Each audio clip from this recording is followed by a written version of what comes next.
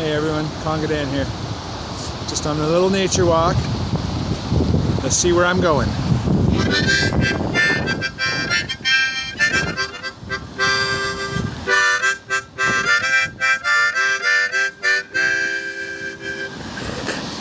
Wanted to talk a little bit today about anger management. An important tool that should be taught in school. Ha!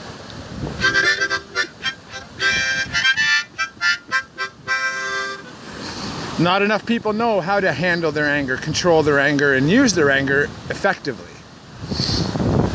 There are two main kinds of anger. There's justifiable anger, and there's unjustifiable anger. Unjustifiable anger is the kind of anger where you're walking along, you're not paying attention, you slip in some mud and fall on your butt. You get angry and you swear. That's not justified. It's your own fault. You should have paid attention. And it's just a small thing. This anger is something that should be let go. Charging stopped, battery level 88%. This anger is something that should be let go. Charging started, battery level 88%. Forgotten about. Released. And then there's the other kind of anger. Justifiable anger.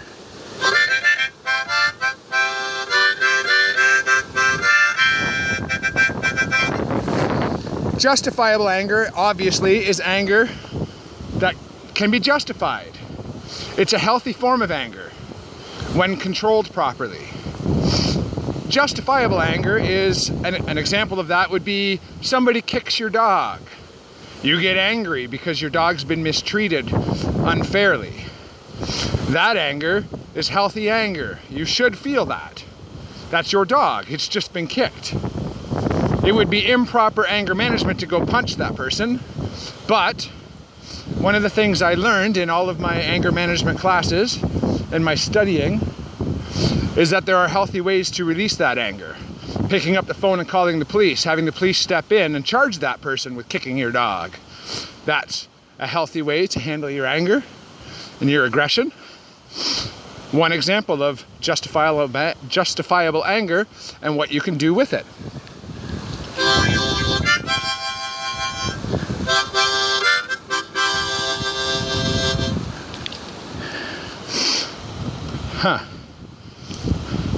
Another form of justifiable anger would be somebody breaking into your house, stealing from you.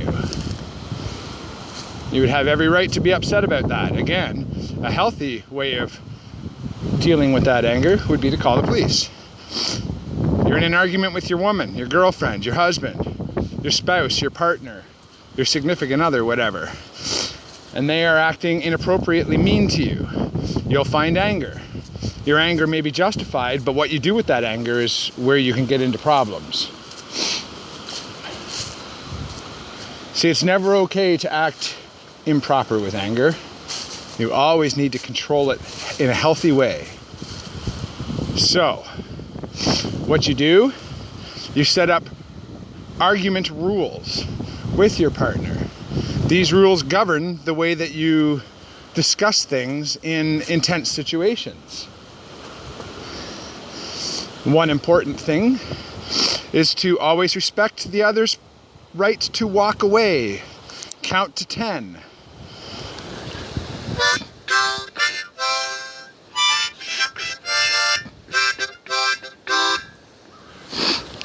That will help calm the situation a little bit.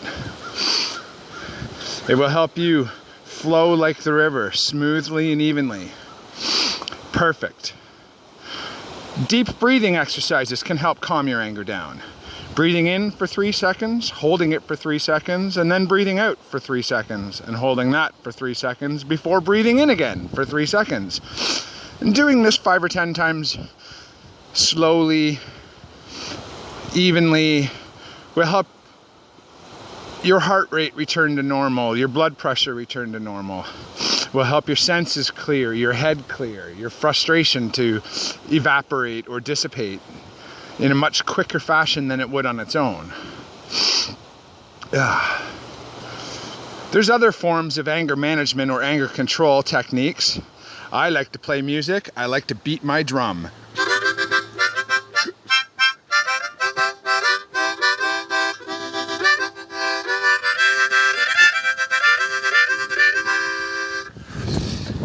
I also like to, a punching bag, exercise, a jog, a run, a walk, push-ups, sit-ups, a workout, all good ways to release your anger. Sometimes it's a lot harder to get rid of anger if you hold it in. You should never ever hold in your anger. It will bottle up. It will become like an explosive device, a bomb. And then, when somebody says, hey, watch where you're going, you will become an irrational maniac, screaming and spitting and yelling, because you've been holding in all kinds of anger and not letting it out in healthy ways. It's important to let it out in healthy ways. Very, very important. There's many more types of anger management techniques that we can do. Coloring, painting, artwork is a great form of therapy, a great form of release.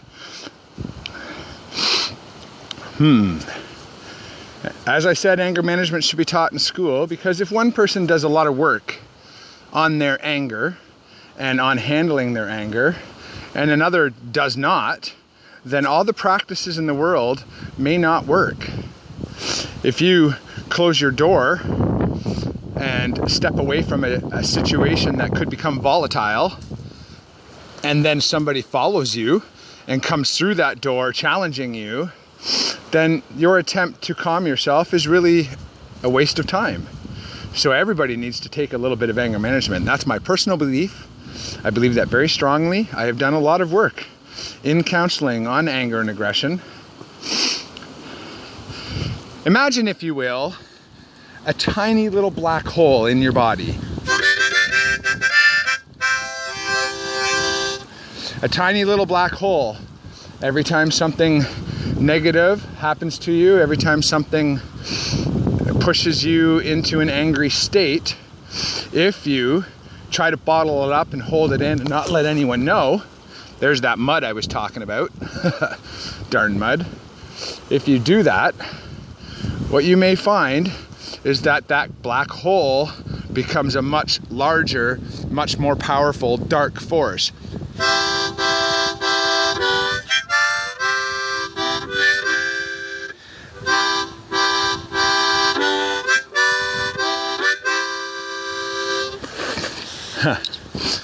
Star Wars. The dark side of the Force. Yes. Meditation, breathing exercises, exercise, focus on intelligent ways to resolve the issues. That's very important for anger management. Very, very important for anger management. We should always try to resolve what's making us angry. Otherwise, it's going to be there again tomorrow. Resolutions. You do the best you can, and then when you've done as much as you can, it's time to let it go and back off. If the same thing angers you over and over again, don't do it. It's very simple. It may seem hard, but it is very simple. Finding nature, a peaceful, peaceful way for me to relieve stress, reduce frustration, decrease anger, and let it out. It's amazing what nature can do, what a little bit of water can do, some trees and some grass and some birds and so forth. Taking your dog for a walk, or anything like that, jumping rope. There's many different ways to get exercise and burn off some of your frustration, anger, or stress. Yes. Always try to resolve what it is that's causing you anger, or remove yourself from the situation so that you don't have to deal with it anymore. Yeah. You keep bottling up that dark black hole inside of you every time someone does something that ticks you off, or every time you see somebody being socially mistreated, and it creates a tiny little bit of anger, aggression, or rage within you. If you hold it in and you don't say your piece in a calm, even, intelligent manner, then you're just bottling it up. Letting out your frustration in a conversation that discusses what has happened, why you're angry, and how you feel it should be resolved will open up the floodgate and allow some of that anger and that emotion, that energy out in a healthy way. It won't be inside of you, causing you to feel sick, cramped. You can get headaches if you're too angry. Your blood pressure goes up. Your heart feels tight. Your chest feels tight. You become short of breath. You see, when somebody gets really angry, their hands go up near their mouth. They block their mouth from the oxygen. That's our own subconscious telling us that we're building up. The more oxygen we take into our body quickly, the more explosive we can become physically. So, subconsciously, your hands cover your mouth so you don't breathe as much oxygen. That's the idea anyway. And that way, you do not build towards an explosion of physical force. Yes. So, I've learned many other techniques. I have what I call my calming rock, my anger rock, right here. Uh-oh, and I just threw it away, which is not good. I hope I can find it. A blind guy looking for a rock. Any viewers out there who could help me? Go ahead. Anyway, I'll find that in a minute. First, though, I'd like to say that rock was a gift at the end of a long, intensive time of anger management, where I was learning how to control my feelings and my emotions, because I had a rough childhood and I bottled up a lot of stuff. And I have had a lot of anger in me. It took a lot of work. As I slowly worked through the process of learning how to control and handle and manage my anger, release the non-justifiable anger, and letting out the justifiable anger in a healthy attitude, well, I ended up being, well, a wonderful father,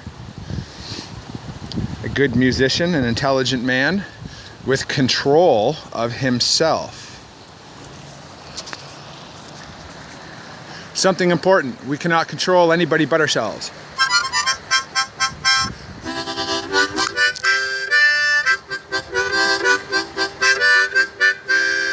The idea of control is a form of abuse. Abuse causes anger in others, depression, mental health issues, so forth. Stay away from that. Remember, you cannot control somebody else. You can only control yourself. And with that, for now, this is Conga Dan, signing out.